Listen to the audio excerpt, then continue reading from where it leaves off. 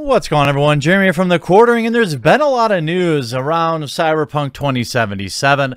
Both the length of the game, the girth of the game, the microtransaction hubbub, and, well, some spicy adult mocap scenes have been released today. And yeah, so I want to start, first of all, with the microtransactions issue. Now, this according to GameSpot, and you saw I've commented on Twitter, and it's kind of a, it's kind of been hashed out already, but essentially CD Projekt Red said, look, no microtransactions in the single player mode, but we will have them in the upcoming multiplayer mode. Essentially, I'm sure they're looking at the type of money that Rockstar Games is making with like GTA 5 online and Red Dead Redemption 2 online, and they want to model after something like that. To be honest with you, it's a very slippery slope. I'm concerned about it, but I'm not too worried. I think, look, if it's in multiplayer and it's cosmetic only, I don't really care. They've used some curious language, though. CD Projekt Red continues to speak about unannounced Cyberpunk 2077 multiplayer game. As part of an earnings presentation, management confirmed that the game is in the relatively early stages of development and will feature some form of microtransactions, though the company isn't ready to confirm specifics. We believe right now it is definitely too early to share details on that or give guidance, as the project is relatively in the early stage, management said of Cyberpunk multiplayer's microtransactions. The company added that it's continually experimenting with the Cyberpunk multiplayer game, which in fact is the first multiplayer game made by CD Projekt Red. For the business model specifically, the analyst who asked about it suggested it would be a free-to-play title supported by microtransactions. However, management wasn't ready to say one way or another. That seems really unlikely, to be honest with you. To have a secondary version that's free-to-play on top of the paid single-player mode, I guess maybe as a way to get people into playing your multiplayer or your single-player campaign, I suppose. That being said, CD Projekt Red wants to make sure that it's a consumer-friendly company as it relates to delivering content that feels valuable to players. The studio is well known for being relatively generous with its post-release content releases for The Witcher 3 Wild Hunt, and the studio offered up more than a dozen pieces of free DLC. Very true. We'll keep experimenting. It's our first multiplayer game. We check different options and possibilities, and it's definitely not the time to point you to a specific direction on that. But you can expect that we won't change our general policy towards deals with gamers. So expect, this is a memeable word, wise monetization and always value for your money, the company said. See, that's the thing with monetization in terms of really any video game, not just, AAA titles. I don't think that microtransactions are inherently evil. The problem is they become a crutch for lazy developers. Now, this is something that just a handful of developers will get a pass on. Clearly, CD Projekt Red is one of them, as people seem to be strongly defending it as opposed to being concerned about it based on their history. And I tend to agree that CD Projekt Red has earned a little bit of leash here. I don't think microtransactions are a good sign, but if they're not in the single-player game, I don't really care about it. In particular, if it's multiplayer and it's cosmetic only, I really don't care about it. If it's multiplayer and, extra missions or, extra content, I still don't care about it. The problem only comes in is when it appears, whether it's proven or just suspicious, to be content that would be removed from the game and sold back to gamers. That's a problem. But with The Witcher 3 and all the amazing DLC that they've given, and I've got about 15, 20 hours into the game now. I'm trudging along, really enjoying it. And it still holds up many years later. So I think people are rightful to be suspicious, but I think where I'm at is cautiously optimistic. As also in the presentation, CD Projekt Red said Cyberpunk multiplayer games is a smaller project with smaller staffing compared to the main team working on Cyberpunk 2077 main game. Cyberpunk 2077, which features Keanu Reeves in a big role, is set to launch in April 2020. And you know what's funny? When this was... God, please launch it on 4/20/2020. When Actually, I think they have a release date already, I think.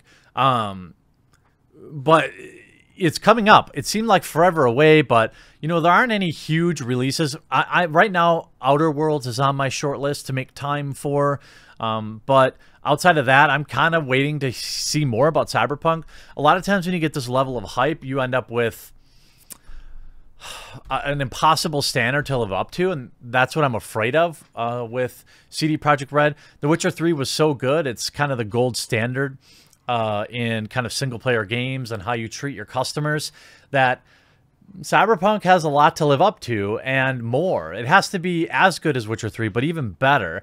And so far what we've seen is obviously very good, but there's more that we need to know. Speaking of which, Cyberpunk 2077 is going to be a massive role-playing game, but it seems like the main story won't be as long as the one seen in CD Projekt Red's previous games, The Witcher 3. During a recent community event held in Warsaw, as reported by a Reddit user, CD Projekt Red revealed some additional details about the game's story, which apparently is going to be a little shorter than The Witcher 3 story, but on the other hand, will have better replayability. In terms of length, the main story of Cyberpunk is a little shorter than Witcher 3, but will make up with much higher replayability. However, at the same time, they didn't measure the length of the entire game, with all encounters and smaller quests only accounted for the main story and major side quests. Once the story has been completed, players will be able to continue playing, and the team found a really cool way that sadly hasn't been detailed. About the option to continue to play after the ending, the response was that they found a really cool way to do it, and that it was something for the other players to see. They definitely want for people to enjoy the game for as long as possible. Obviously, replayability is important from a microtransaction standpoint, but they're not even looking to sell those, but DLC and things like that. Side quests in Cyberpunk 2077 will also be crucial. Witcher 3 quest structure was compared to a single line with a bunch of branches sticking out of it, but sometimes go back to that single line. Cyberpunk, those branches grow more branches, which then often tie around each other. That means, if I understood his explanation correctly, that side quests will decide to do will often evolve into more side quests, and those quests will have an impact on other quests, as well as the main storyline, to a much greater extent than they did in Witcher 3. Thanks to all those branches, it'll be hard to find one playthrough, which will be exactly the same. Now, that's pretty interesting to hear. The idea that perceived choice and effect with these RPGs, we've never really seen much in terms of that, watching the story mold and change in front of you.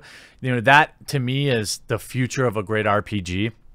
Have your decisions early in the game greatly affect those later in the game to keep you really thinking the whole time along. And they also talked about Cyberpunk day and night cycle, saying that will have an organic impact on gameplay. Day and night cycle will have pretty organic impact. During quests, some places might be less or more guarded based on the time of day or night. That's pretty interesting. Now, why you clicked on the video.